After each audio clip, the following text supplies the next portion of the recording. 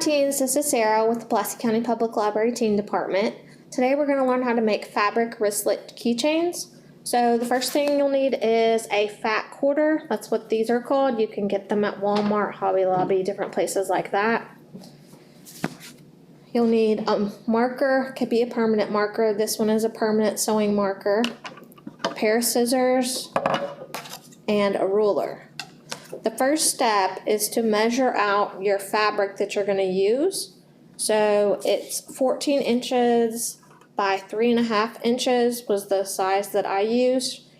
In the link to the video that we're going to have, it has different sizes according to wrist size, so you can go by that as well.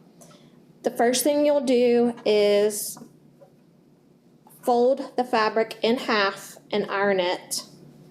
And then take the outside parts, fold them in half, and iron it.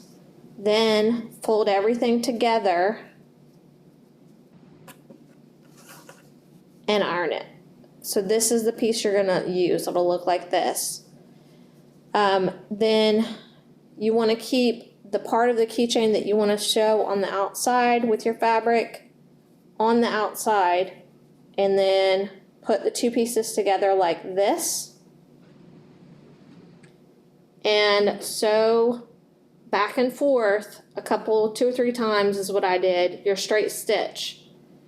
Then you'll fold it like this and pull some of this up on the fabric.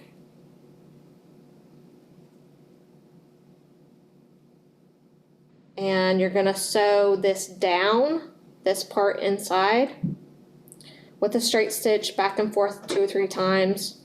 Then you're going to fold it like this and do a stitch really close to those 2 folds you made earlier, back and forth. And then you'll have a place to put your key ring. So in the end, it's going to look like this.